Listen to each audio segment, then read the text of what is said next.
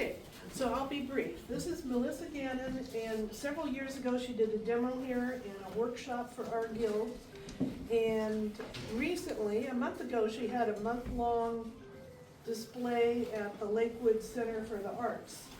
And so I went to that and heard her talk, and I thought it would be very good if she shared her knowledge and experience with us. She's been giving classes, she's got handouts about that up here, and then she mentioned cold wax, which I don't know about, and I wanted to hear history of getting involved in art.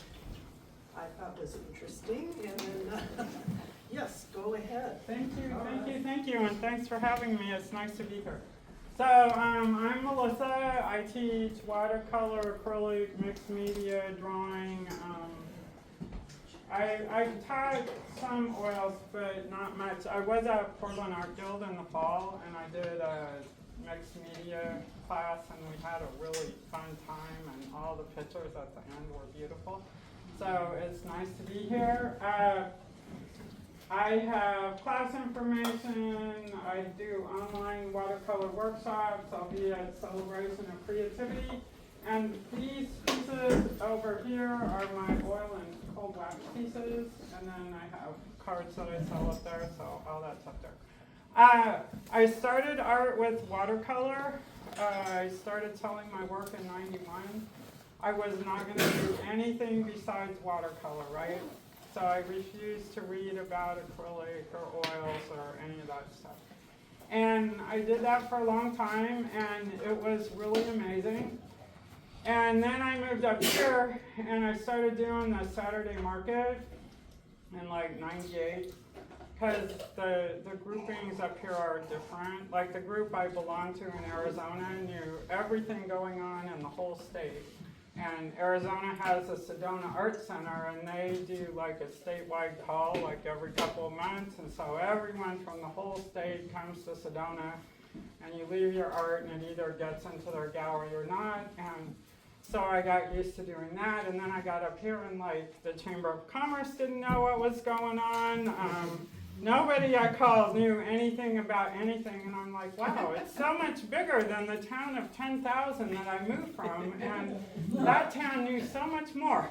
So anyway, so the Saturday market was really good because it got me into, because back then the festivals were like, you know, came in like little magazine things, and you could apply, and you had to take slides and all that stuff. So I finally started getting, you know, knowledgeable what was going on. And if you ever want training in wind tunnels or how your tent acts and all kinds of different weather, the Saturday market is excellent training for that. So how to winch things into the back of your truck and all kinds of things. So it was a super good learning experience, and the best thing was that I got to hear what people thought about what I was doing, you know, because you show your family, and, you know, they're going to feel obligated to say, oh, that's so great. And you bring it to the Saturday market, and you listen, and, you know, like some people were like, to get this close to my watercolor, and they go, so where's the detail? And I'm like, you know, really? Or, you know, I don't want this red frame, I want a blue frame, or I hate this mat, or could you take the frame and the mat off it altogether, and just all kinds of things you learn about. But overall, it was really good. I remember I was there one day, and I got a space under the bridge, and I'm like, oh my gosh, this is so wonderful, I'm under the bridge. Well, I didn't realize that I needed light. So I had no light under the bridge. And then it was like in October, and it was one of those sort of, you know, gray, rainy, humid days, and I was doing watercolor. And I was doing tulips. And that painting did not dry for the whole day. So all the edges were very soft. So I learned about soft edges that day. It was really amazing. And it turned out really good, but it was, you know, you learn so much. And the other thing I learned, in case you all are going to do shows and you haven't done it before, if you set your tent next to the food booth, you might as well be invisible. Because everyone is focused on the food. They will not see you, even though, 100 people an hour walk by your booth. Everyone is going to be focused on the booth next to you that sells food. So, and the other thing I learned, if you ever enter the Sandy Mountain Show, they did not put the word mountain in by accident. The whole thing is an up and down thing, and one lady couldn't even set up her tent because the space was so uneven. And so anyway, so I learned to also pay attention to titles. Anyway, so after I took my watercolors to, the Saturday market for a while, I'm like, if you drop your frame, it scratches. If you drop your frame with glass, it breaks. If you put watercolor in direct sunlight, it condenses. If it's raining, it gets wet and the water gets in the whole place. If you do a show and the high temperature is 40 degrees and you bring it home and I had a little thing, my stepdad made me a little, like a trunk thing with a door. If I opened the door at home, I had instant condensation, so I had to leave it all night before I could open it up and unpack it. And I'm like, well, this is kind of nuts. Like, why am I hauling around frames with glass? And so then I decided that I was going to learn about acrylic because canvases are a lot lighter. You can drag them. You can carry a whole bunch more of them. I can set them in direct sunlight. If they get a tiny bit wet, it's not a big deal because it's plastic on top of the canvas, and who cares? So the trouble was, most people go from acrylic to watercolor, and I was going from watercolor to acrylic. So the tricky thing about going from acrylic or oil to watercolor is you're used to putting white on top. And the relief when you're going from watercolor to acrylic is white goes on the top, and you don't have to think ahead 100 moves and try to remember where the white's supposed to be. You can just put it over the top. However, acrylic is plastic and emulsion. You don't want it down your drain because if it gets stuck there, it's a problem. And the other thing about it is it's not organic. Like alizarin crimson and acrylic and an alizarin crimson and oil are two different things because the oil's organic. So it might be using the same pigment, but all the mixing things that make the paint formula are different.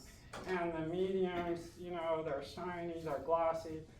So I had no idea when I first started using acrylic that, orange right out of the tube is a little garish. So it took a year to figure out that the colors had to be adjusted so they weren't like these amazingly bright neon things that came out of the tube.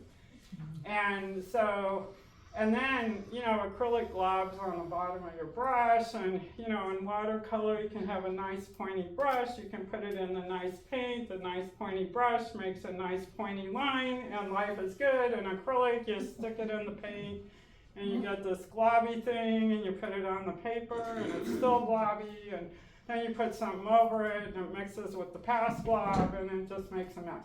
Took me 3 years to like acrylic after I started. And then it was just so interesting. I was teaching watercolor at the same time, and folks were like, we want collage, we want this, we want that. And I'm like, collage, really? Can't we just do watercolor? So we did collage. And then I figured out that I liked collage, and I figured out I could do a watercolor base. I could crumple a bunch of tissue and use a bunch of gel and stick that over the watercolor base, and it made the watercolor base sort of fade away a little bit. Then I could go over that with acrylic, and the acrylic layered over the crinkly tissue, and it looked really cool. But I had to do the same painting 3 times. So I did that for a while, and then I got tired of the whole process, and then I just tried straight acrylic. Like if you've ever looked at Amy Erickson's oils, it's like, well, I want acrylic like that, and then I did plein air acrylic, and then I did all these cool things with acrylic, and then I had always wanted to do oil, but you know, there's a lot of quote unquote hazards about oil. Like, so I had put it off. And I put it off till my 60s because I figured if there's going to be a health hazard, by the time it catches up with me, we'll be all done with this whole thing anyway, so it's fine. So, but what I discovered with oil paint is it's this amazing, the colors. I mean, just ordinary colors are like incredible. And color is why I paint. It's why I want to do this. And so then, you know, I never could get the whole stupid fat over lean thing. It's like, what if it's not lean enough, or it's too fat, or I just couldn't, it's like, really, you know, I have to have a rule. So then I read about cold wax. So it turns out if you mix cold wax with your oil paint up to 50-50, fat over lean doesn't really matter. And you can layer it all in one shot, you can wait for it to dry, you can redo it, it doesn't matter. And I meant to read up on the history of this, but I forgot to before I came. But oil and cold wax has been a process that's been used for a long time. And it goes way back. And if I take it to art shows, I can hang them in the sun, the rain won't kill them. They take a fair amount of, because stuff at shows gets jostled and moved and stuff, and so they'll take a fair amount of that. So I do it off and on. The thing that still worries me is, like, you know, the people that oiled their porch or whatever, they used some kind of oil stain on their porch, and then they left all their rags out on the porch to dry, and the rags were soaked with oil stain, and the oil in the rags spontaneously combusted.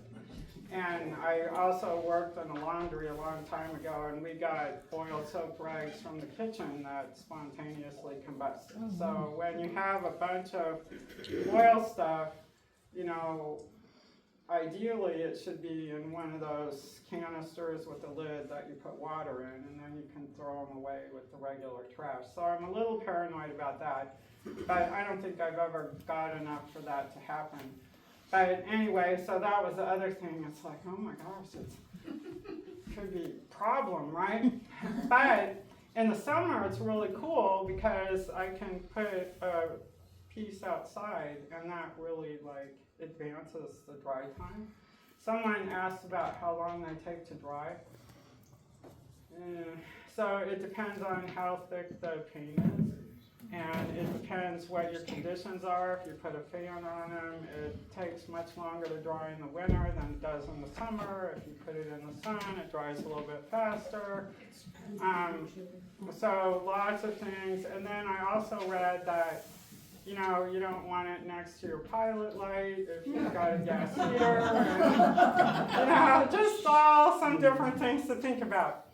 But it's the most fun process. You can combine it with alcohol inks. You can put alcohol ink over the top, and someone had given me alcohol inks years ago. And I'm like, oh my gosh, I finally found a use for these alcohol inks.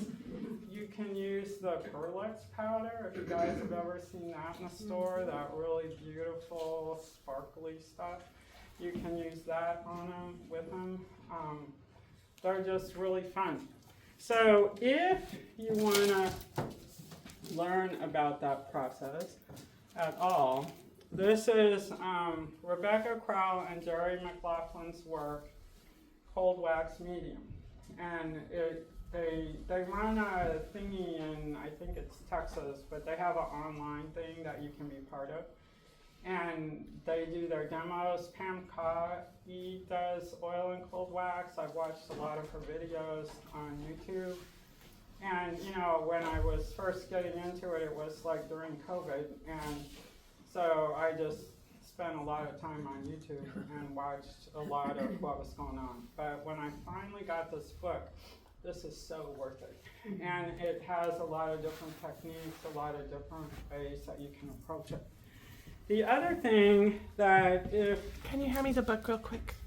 if you don't do this already, I have a book that I keep track of my colors. So from one side it's acrylic, and I'll mix the colors up. I'll add white. When you add white to a color, it tints out differently than you think it's going to. So pink might turn into bubblegum, or it might turn into peach, or blue might turn into something else when you add white. So from the back going forward, I have samples from my oil paintings. And the cool thing about working this way is if I'm looking for a palette and I want to know like what colors do, I have that. And because I actually wrote them down, which is not my usual thing, I can actually at least have a starting point about how I got that color. And so then I can play with it. And it's also a good thing to use for practice paintings.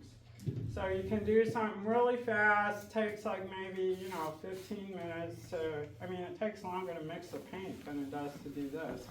And it's really neat. And then the other thing you can do is take your palette when it's all dry and cut it out into different shapes.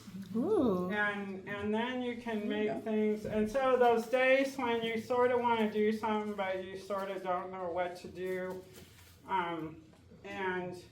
but you want to go, I want to say at the end of the day that, yes, I worked on my art, I did something constructive, it's all great, you can just play. And I would totally highly recommend this. It builds over time. These were bigger pieces of my palette that I really liked, and they sort of made like little paintings all by themselves, which was really a blast. Color combinations of different things, if I'm doing like fireweed or something like that. So it's a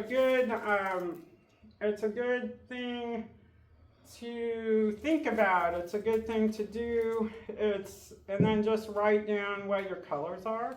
But you can see compared to acrylic, like some of these colors just make the most beautiful tints. And they make some of the most awesome neutrals. And I didn't realize for a long time, I like color. Color's why I started painting. I didn't realize for a long time that, neutrals are important.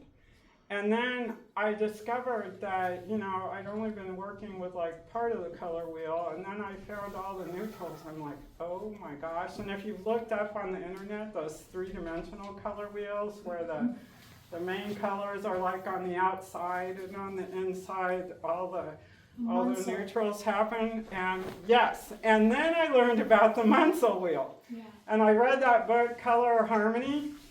And then I couldn't paint for 6 months because it was like I read the book all at once, of course, and it was like way too much information. I had no idea there was another color wheel.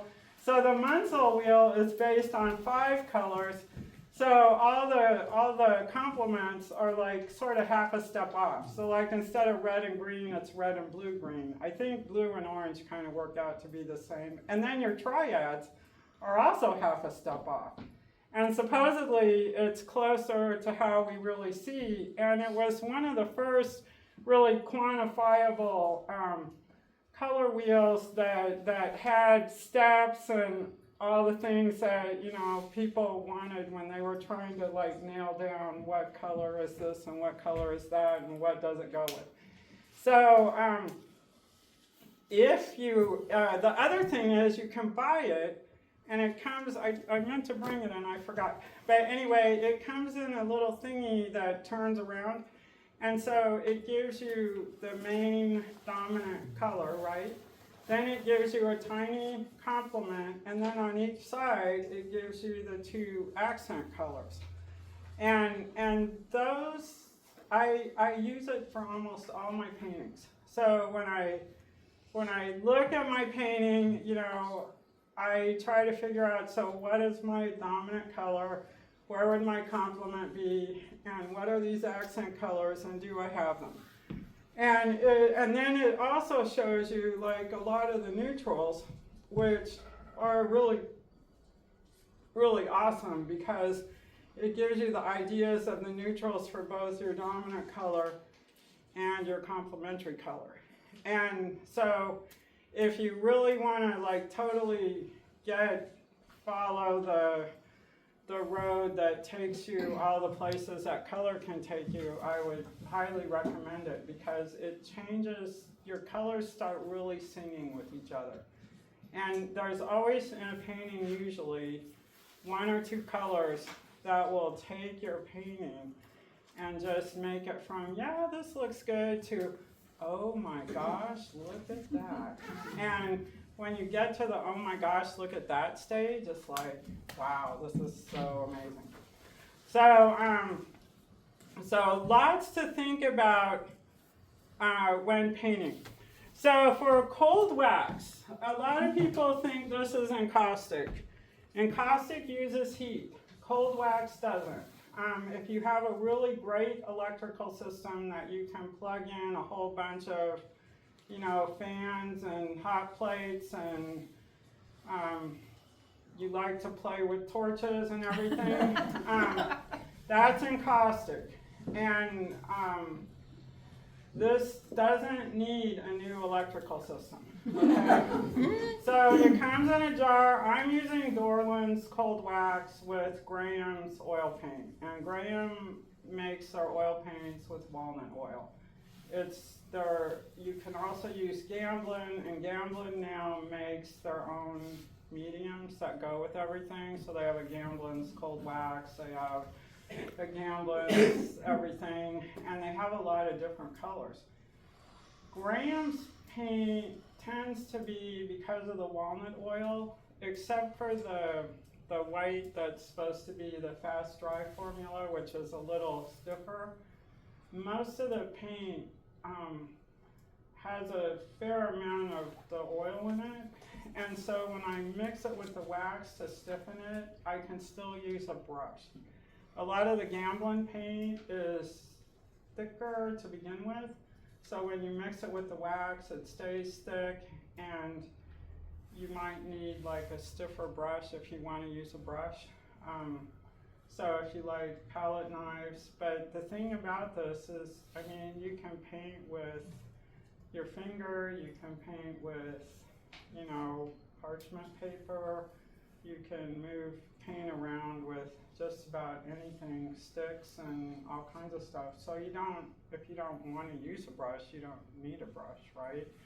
And those silicone things, like, I've got two of them here. These are really handy to have. And I don't have the official, there's an official scraper, I can't remember what it's called. Catalyst. Yeah. But you can use this bowl scraper instead. Yeah, the bowl scraper seems to work okay. And it costs a lot less. It costs a lot less. Yeah.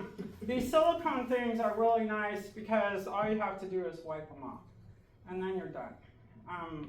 Brushes, they got to be washed, and I hate washing brushes.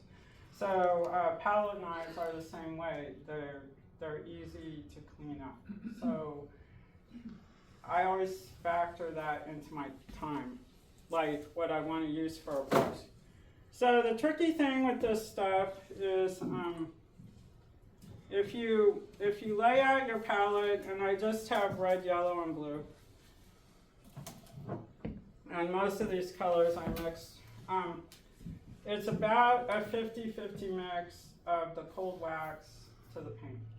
And then you mix it together. The reason there's two of everything, if I mix yellow with blue, or I mix yellow with red, if I put this yellow with blue and with red, then the blue gets into it, my yellow turns green, and maybe I don't like that. So if I do two of each, that works. These things are never big enough for me. Like, I need a palette about the size of like half the table. And so I use this at home, and I actually tape palette paper, and I usually tape like two pieces to whatever I'm covering the table with, because then I tend to I'm not a neat painter, let's put it that way. So those people that go out and plein air paint with a palette this big and brushes that are like, you know, 1/8 of an inch or something, that is just totally not me. I can't do that. But if you can do that, it's a lot easier to clean up. Okay? so this all needs to be mixed together. And then the other thing, so these are beginning paintings. I think I had 2 of them. I don't know where the other one went. I did have 2 of them. Oh well. So are you just kind of using yellow, a magenta red, and a kind of a Yes. a phthalo blue kind of color, or? Yeah. Okay, great. It's turquoise.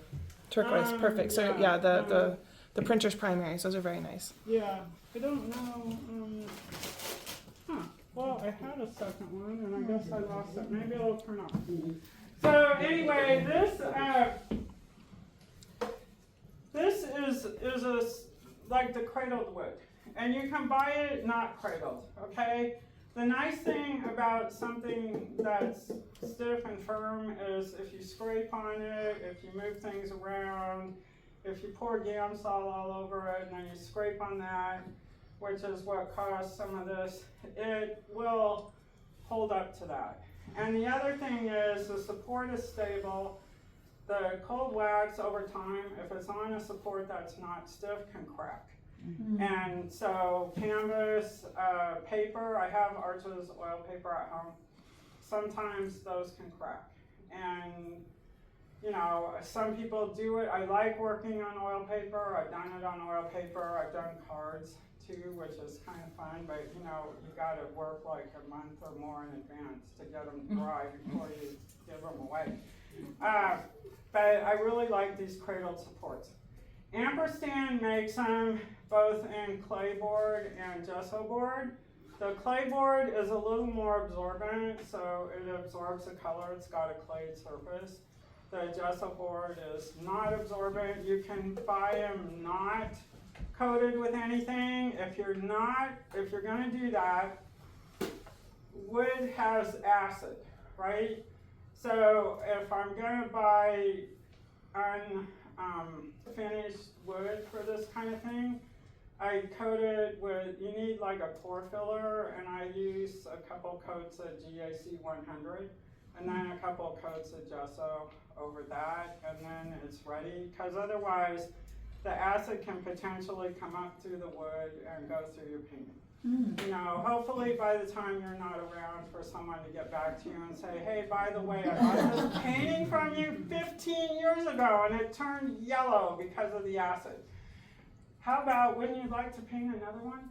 And so, you know, I think it takes a little while, but like even some of the mats you buy that say they're acid-free, they're actually buffered with acid-free paper. And the inside is not acid-free, the core, and so if it's not a museum quality mat, the middle of it's liable to turn brown, which happened to me. I thought I had acid-free mats, and I went to this frame shop where she was displaying my work, and she said, Melissa, look at your mats. They're all brown. I'm like, well, you know, the thingy in the book said they were acid-free, and she goes, well, that's just the paper on the outside. That's not the inner core. So that's why your newspaper gets brittle. That's why your newsprint paper that you buy to draw on gets brittle, is because of the acid. So if you have those papers from like 20 or 25 years ago and you pick them up, they're super brittle because that's what the acid does. So anyway, thoughts. Ampersand board, the coating is a very lovely coating, and all the corners always chip off for me, and I hate that. And then you can't fix them. Like in acrylic, I tried covering them with 8 different kinds of gel and all kinds of things. I could not fix the corners. You can buy from Ampersand the little clay stuff, and you can redo the corner and repaint it, but of course, you know, if I'm fixing something this big to fix it, it ends up like that big, and then it gets bigger, and then it's really big. I'm using American easel cradled panels. Their panels don't chip, which I completely appreciate. And they make them for, I can use them, they make water media boards, and so I like to use them for acrylic ink, but you can also use them for watercolor, and they make gesso boards that are smoother, that'll work for this. Can you just say that brand name again? American Easel. American Easel, okay. If you guys have ever been to Merry Artist, they have a lot of American Easel, and they have 10% off right now for like a week. So anyway, thoughts about that. So anyway, so once this is all mixed up, let me get the blue, at least one of the blues mixed for you. Would you say you're doing something that's abstract, or is this a base that will have something realistic on the top, like these birds you've done? I didn't plan it out that good. So whatever comes out is what I did. Okay. Sorry. That's okay, just curious. We've got these lovely birds over here, so. I'm sort of a realistic, abstract mix of a painter. So Yeah, me too. kind of impressionistic is kind of what I aim for. Nice. But what I've discovered about the painting process is that it's a push-pull thing. So I put something down and then I take it away, and then I put something down and then I mess it up, and somewhere in that process it works, and then that's the point I stop. So it's all kind of different. Oh, here's my board. Yep. I knew I had a board. So playing with acrylic ink, or alcohol ink, so this is a purple. So you can see all of the splotchy thingies on that, which is really a blast. And so I'm gonna see if I can't do this standing up. And you can move it around with a brush, you can move it around with a paper. And I did paint over this, which was really awesome. And this does not come up. So if you ever want to erase this, it will not erase. Anything that's got the alcohol ink won't ever erase. And then the other thing you can do is, if you bought these really cool Perlux powders, if you take parchment paper and you put cold wax on it in anything that, so just spread it around, right? And I left my brayer thing at home. Sorry about that. I meant to bring it. Anyway, you don't want to breathe this stuff, right? And I haven't opened it. This is Duo Red Blue. So I haven't used this yet. I just don't like inhale it because the particulates are really small. But if you just kind of drop some of it, like not that much, onto the paper. See if I can pick. Probably if you use a palette knife to pick it up, that would be better. Well, you know, it's a demo, you guys. So the demos are fun, right? And then you stick it on top of the support. And then if you have a roller, that's the best thing. And then just push it in. Then when you pick it up, it'll stay, right? And then when it all dries, it'll hopefully be there. I did this on another board and it's all dry. It's kind of fun. But it makes kind of a mess. So anyway, if you do this, you might want to look at the sheen on that. The cold wax is kind of cool because it takes away all the shiny stuff from the paint, which is really a blast. So now if I go over this and I leave things that are, you know, I never managed to cover the whole surface, this will peek through and it'll be a surprise, which is really a blast. So thoughts about that. So now I have done my due diligence here. So you're saying that you can't paint over the ink, but if you didn't put the ink on, can you paint over? The ink is supposed to be dry. Okay. So when it's dry, yes, I can paint over it. Okay. And I can paint over that when it's dry.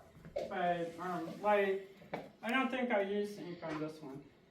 So this was supposed to be, what do you call it?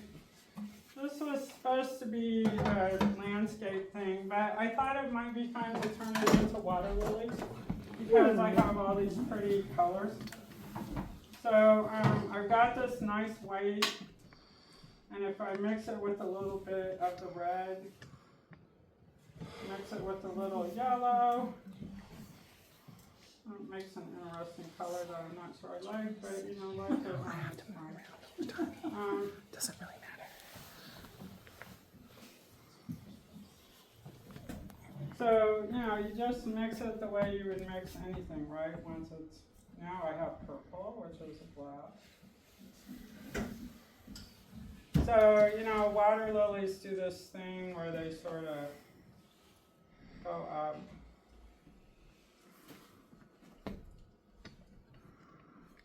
And then, you know, maybe there's a bud sort of over here.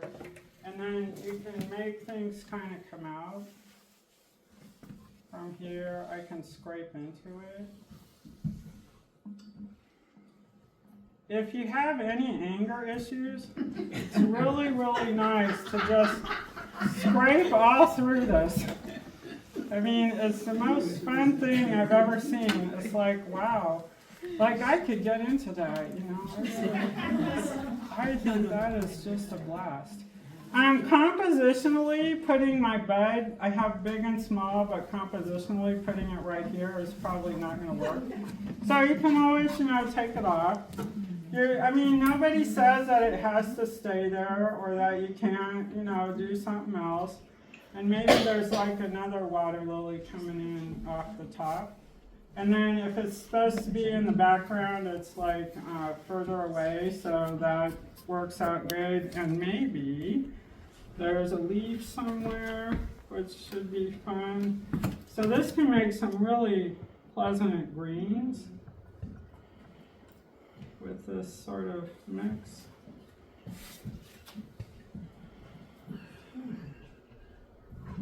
So maybe, maybe this is where I want to leaf. That could work out really good. And maybe another leaf over here. Maybe something darker in there.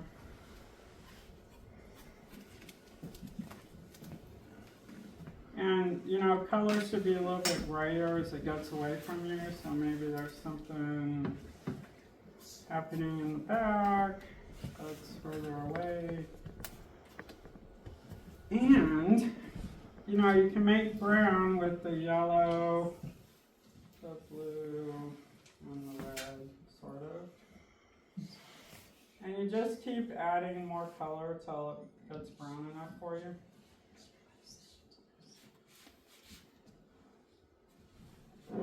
Makes good bread.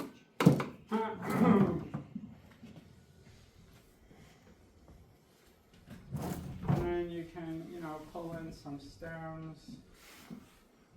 Maybe they're a little.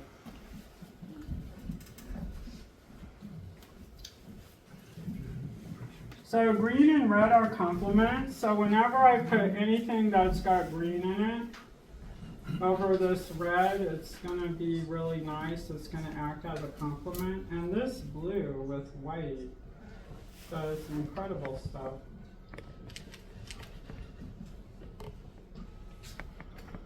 So you can see what a pretty color that is.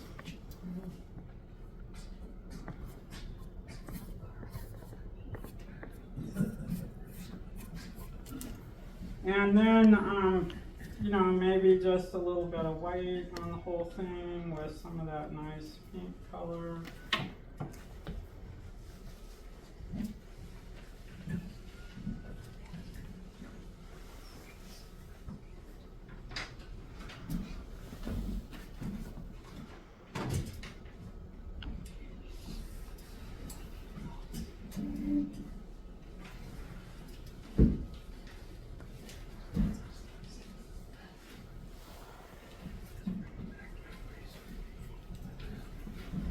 And then it just slowly kind of grows and changes, and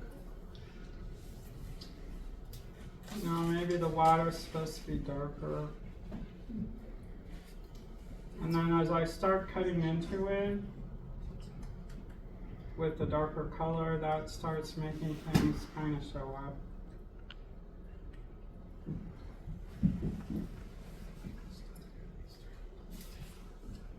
So one of the things about painting, if you can manage it, is your corners should be different colors. All the corners, each corner should be something different. Because, you know, the artist is the entertainer. So the surface is your entertainment surface, right? And if the person looking at your painting isn't entertained, then they're not going to want to look at it.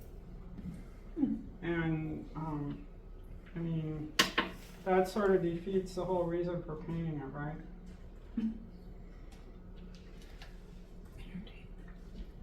Well, you know, it's like when you watch movies, like if you really keep track of where the camera goes and that kind of thing, that all those shots are meant to draw you in, right? I'm probably going to put that quote in when I describe your demonstration. That's very profound, actually. So thank you. Yeah. So there's a lot to think of when you're building a painting. You know, is it entertaining? Is someone going to want to look at it? Does it make you happy? Because if it doesn't make you happy, it's not going to make anyone else happy.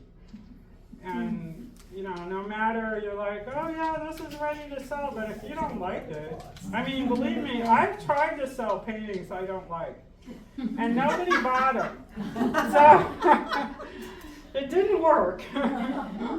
So, and also the ones that aren't a wow for me, don't sell either.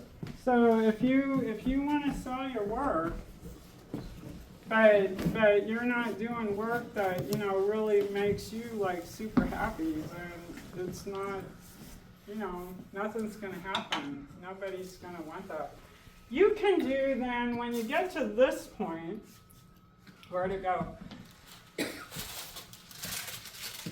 So I have a big thing, I have a small thing, I have darks, I've got the lights. I mean, I have the basis, I have some complements happening there. The details, you know, aren't probably going to happen today, but I can go over that, and I can take like this, and I can scrub into it. And then when I lift it, that changes all my surfaces. It kind of starts mushing all the colors together a little bit. So the other thing about your painting is if you're too afraid to mess it up, then, you know, it might be the best painting that you have is going to be from really messing it up. And if you're scared to do that, it's like, oh no, I'll ruin it. This would be awful. But all the surprises happen when you mess it up. So don't be afraid to mess it up. It's like, who cares? It's your work, and the process is supposed to be fun. Like if there's not anything in your life that you have fun with, you can have fun with this. And nobody can tell you different. And so then you have like something that's completely messed up, which is fine. I mean, I actually love messing it up because now it's not this precious thing that is like, oh no, I can't do anything. I mean, totally mess this up. Just have a blast with it. Because that's your energy. And even if I cover all of this up, and I hate it all, and I end up doing it over again, the under layers with the energy shows through. And that kind of thing is a joyful energy. It's your gift to the world. It's the thing that you have inside that goes out to the world. And that's what you're trying to share when you share your art. You know, artists aren't, you know, we maybe don't have a lot of you know, concrete things, you know, we're not building the bridges, we're not, like my brother's an engineer, we're not making the roads, you know, we're not designing the cars, we're not making shoes and all this stuff. But we're sharing our energy. We're sharing the things we feel. We're sharing that, and then when people see that, it can resonate with their energy, and that can spread to someone else's energy. And so if we're gonna impact things, you know, without, you know, creating infrastructure or some of that stuff, we can impact it that way. And so, you know, when you teach, when you paint, when you sell, when you do all this stuff, you're sharing something that is so unique. And a lot of people, you know, they share their skills and they share their knowledge, but, you know, this is sometimes deeper than that. And so don't be afraid to mess your work up. And, you know, if it doesn't work, it's not your mortgage payment. You didn't total your car. I mean, it's a small enough thing that if it doesn't work, you can recoup and you can move on. But you're gonna pull something from every time you do that. If you don't go out on a limb without a net, nothing interesting is gonna happen in your work. If you keep repeating the same thing over and over again, which is great, you'll get to know that. And then, you know, you won't need to draw that anymore because you know what it looks like. You know, it's like how many times do you have to make pancakes before you don't need the recipe out in front of you anymore, and then you can do the variation, like what if I add this or this or this or the other thing. That comes from a lot of repetition. So if you repeat like this thing a lot, and then pretty soon you could do that in your sleep, and then you repeat something else, and then you can do that in your sleep, and then you can mess it all up because you've done it before, you know how the structure is, you know where it goes, you know how things are, and you can come back from that and take advantage of the interesting marks that happen when you messed it up. So don't be afraid to leave your comfort zone to go do something else. And who cares where it goes? If you don't follow the curiosity threads, if you don't follow the what if I do this or what if I do something else threads, then you'll never find out where it goes, and the expansion that could happen on your work won't happen. So, you know, this is something that you have a little more control over than, you know, some of the other things that happen.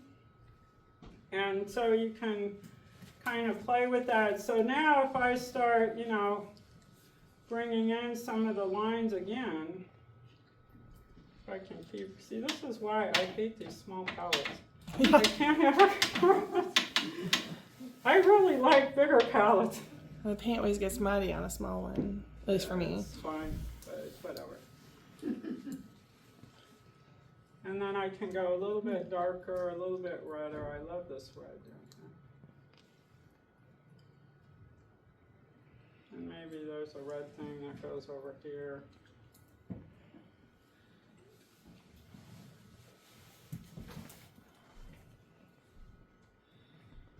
So this is kind of simplified, but it kind of gives you the idea.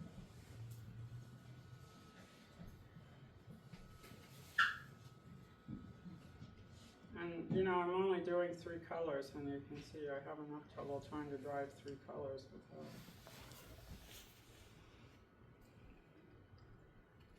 And then I can take some of those greens I had. So I had sort of a leaf up here.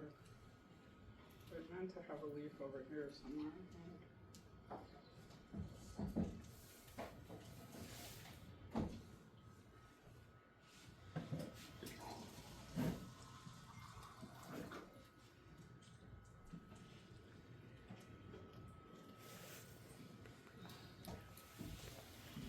Go in with this deep blue color.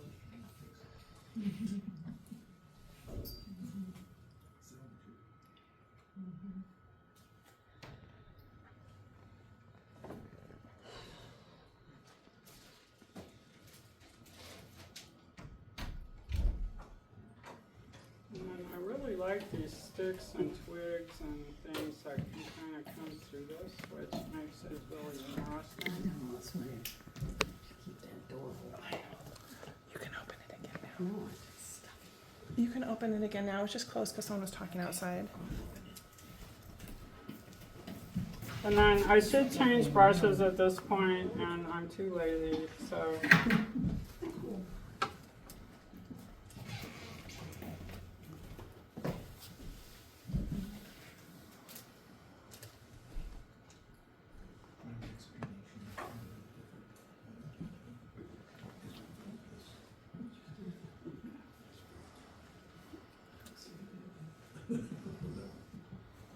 So it's not perfect or anything like that, but it kind of gives you the idea of what you can do really fast and, you know, what it looks like when the surface has been gone over a few times.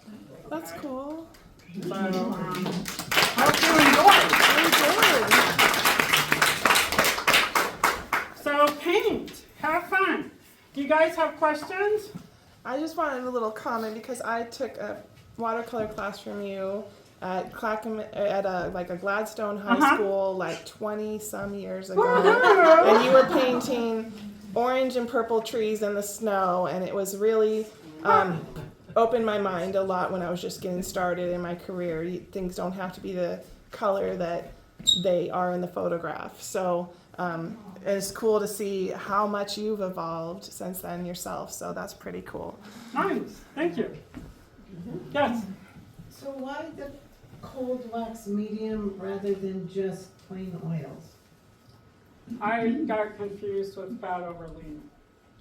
This I don't have to worry about fat over lean. The other thing I like about it is the wax adds more Texture. volume to the painting, right? So when you're looking at the image, you're looking through more things, more layers. And that adds a really subtle depth that you can't, like all the pieces that got finished up there, there's a depth in those that I wouldn't have with just plain oil. So I like that about it. And I also love the satiny sheen from it. So to finish it, I don't need a varnish. I just put a straight layer of cold wax over it. And when it's dry, if I buff it, I get that nice satin sheen that makes me just like want to touch it. And so, so when it's dry, I can just buff it. And so those are the things I like about it. So I feel like it's a little freer. Yes? Can you say more about fat over lean and what you mean by that?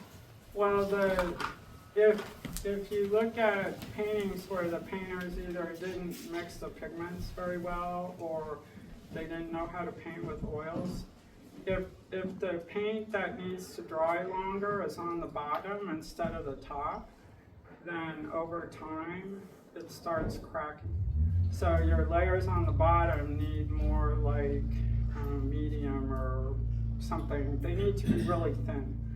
And then you put the layers that have their thicker oil paint layers over the top of that.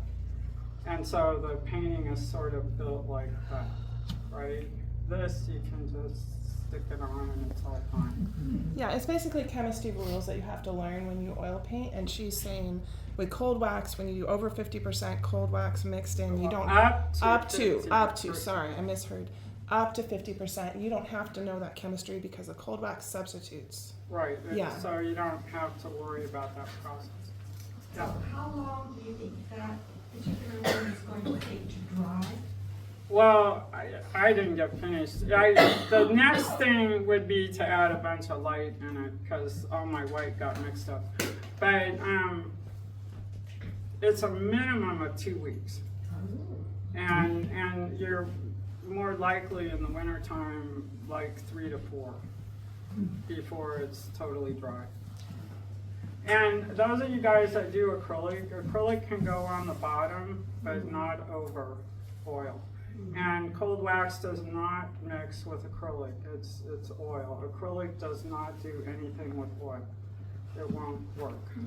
Like, And I don't think even water soluble oil paints will work with the acrylic. Okay. Other questions? It's not my bag. Cool. Yep. So the cold wax on top is a final coat, is it permanent coat? Mhm. And, you know, I can always paint over it later if I want, just paint, you know, maybe put another clear layer of cold wax over it and then paint into that.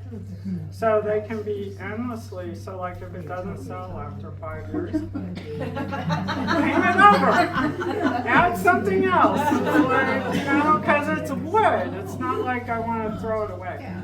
I do think, though, it would be kind of a cool thing to have a big bonfire, and then you could take all the work you really don't like that's been around and just get rid of it. And then paint the fire. Oh, that could be really fun, too. Other questions? No? Okay. Hope you guys had fun. I mean, you know, you can't finish a painting in an hour, sorry.